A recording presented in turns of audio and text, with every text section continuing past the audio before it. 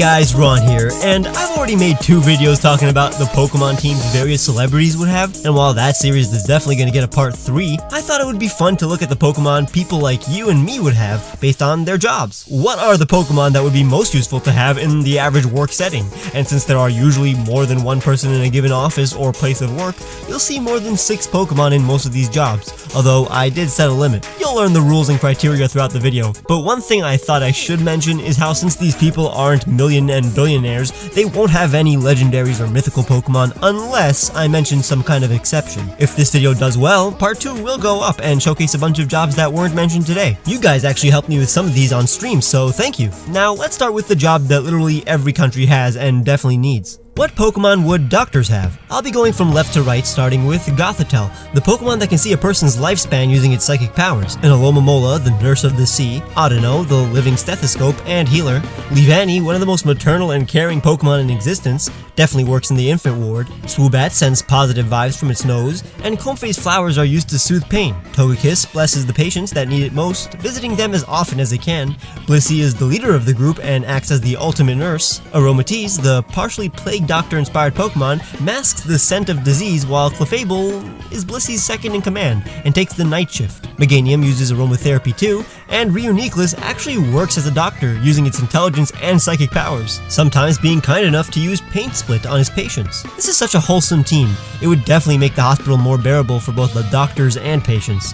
Of course, there are a ton of Pokemon that can heal, and you'll see throughout the video that there is an endless amount of Pokemon who can be placed in this video, but I tried my best to pick the ones that could be the most useful or at least perfectly represent something. Now, while we have those who heal, we also have those who protect, and in the Pokemon world, the Poke Police is always supported, especially by good monster friends. We have the perfect sniper Decidueye, the Riot Wall Bastiodon, the actual sniper-wielding artillery octopus Octillery that can be used to shoot from afar and even scale walls with its suction cups. Stoutland, the rescue Pokemon, the best there is in an emergency. Machamp to break down walls, direct traffic, and guard buildings. Sigilyph, the ultimate ancient guardian. Below it is Obstagoon, who when trained doesn't let anything past it. Luxray can both tase criminals and even see through walls, so SWAT teams can know what's ahead of them before they jump into dangerous situations. Chatot is an homage to a specific Officer Jenny, but can be a fine deputy and walkie-talkie, or fly-talkie.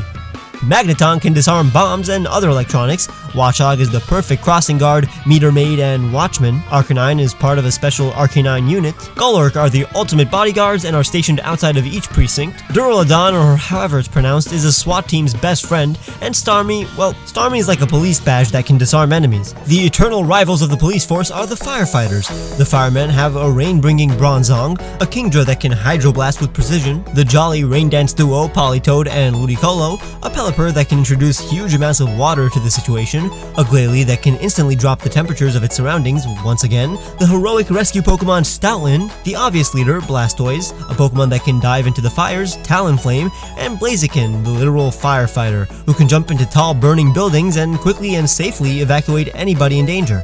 Samurot's here for extra armored support, and Octillery is a literal water gun that can climb buildings and shoot the fire away in person. What's cool is that a Starmie teleports them to the scene of a fire all the way from headquarters.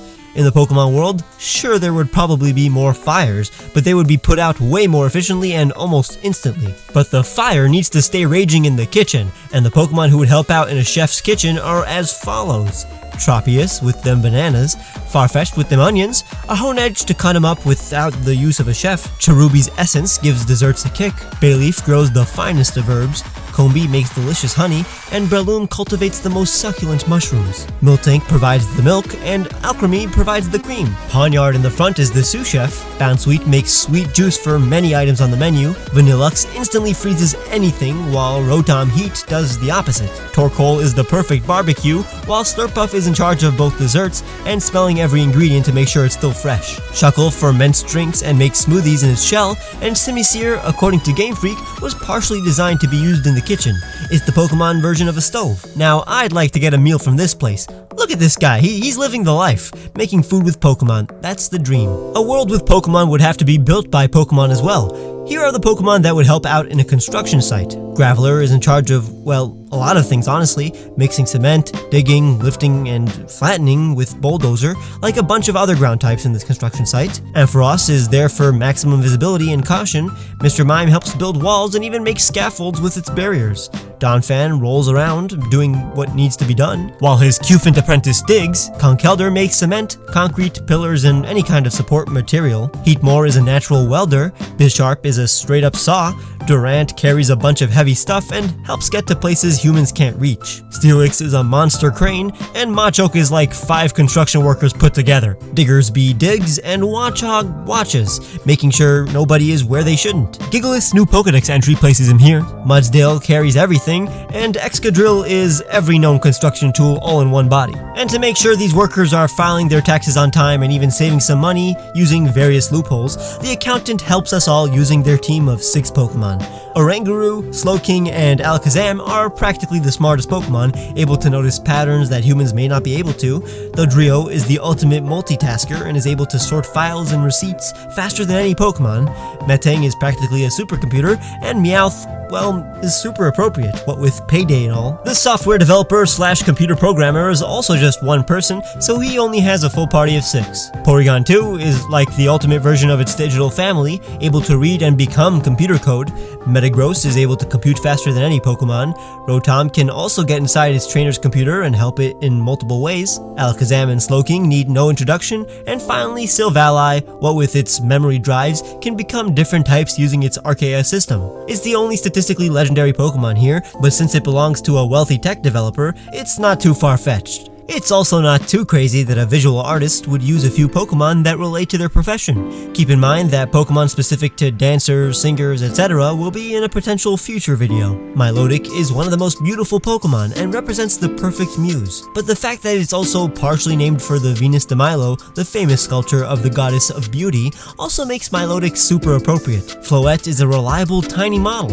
It can flex any pose on the desk of our artist, like those artist figurines. Smeargle is the literal artist Pokemon. Vivian has a different painting on its wings based on where it can be found. A Kecleon with color change seems appropriate, and an illusion-inducing Malamar with its infinitely changing lights can both look pretty and also put you in a trance in which you see the craziest shapes and colors you've ever seen. A janitor and or groundskeeper in the Pokemon world would definitely use the help of Pokemon to keep everything neat.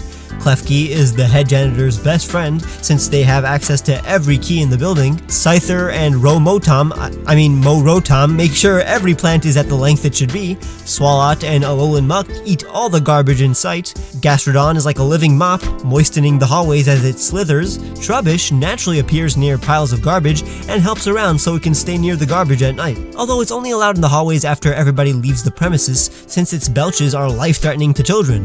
But then again, so are the real-life chemicals janitors use.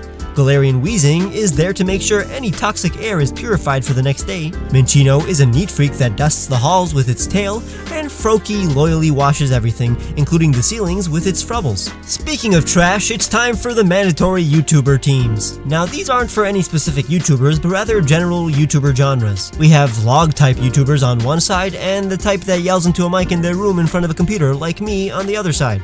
On the left, we have the various cute mascot and meme Pokemon like Eevee, Pikachu, Rowlet, and Furret. The adorable Shinx helps charge all the vloggers' devices, and Chimecho is a cute version of the decorations that these types of YouTubers have, but also screams like the YouTuber on the right side. They have the entertainer, Incineroar, doing all sorts of crazy stunts, Fan Rotom blasting in the background, the dubstep-blaring Loudred, the ever-fun Mr. Mime, a state-of-the-art Noivern, and Mimikyu, the more edgy Pikachu who follows all the YouTube trends. But meteorologists predict it all. The Pokemon that help this team of weather men and women are right here.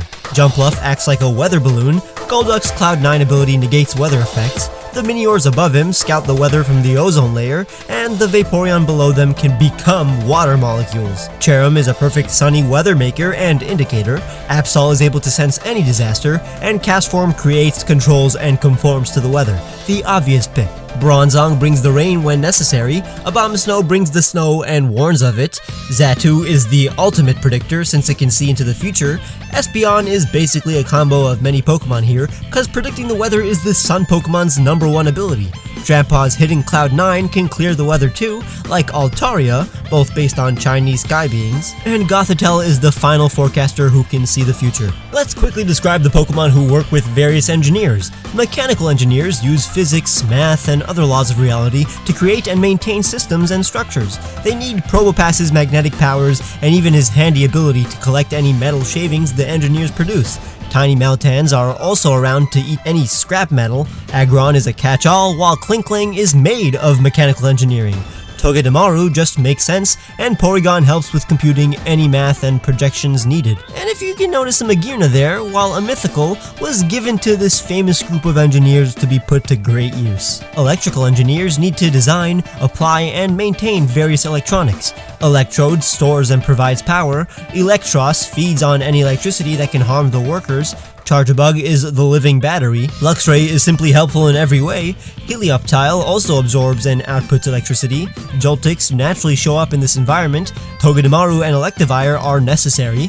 Magnezone is a living embodiment of all that electrical engineers are masters of. And finally, Dedenne cuts any wires that the workers can't reach. The final job today is retail salesperson, the most common job in the US. They sell stuff, but today we'll focus on clothes. Not gonna lie, all these Pokemon have the same reason for being here, but it does make me notice how Gothitelle is useful in a lot of these jobs. The Pokemon here either wear designer clothes, make designer clothes like Eldegoss and Leavanny, or are fashion icons. They'll help you find the perfect outfit to wear. If you enjoyed this video, leave a like and share it so I know to make part 2 with pilots, teachers, lawyers, etc. Subscribe to know when that video comes out, and make sure to check out my previous videos, the description for all the music I used, my Patreon where you can donate to get cool rewards, or just click the join button to see my videos days early and get discounts on the shirts I made you guys. Follow me on Twitter, and I'll see you guys very soon.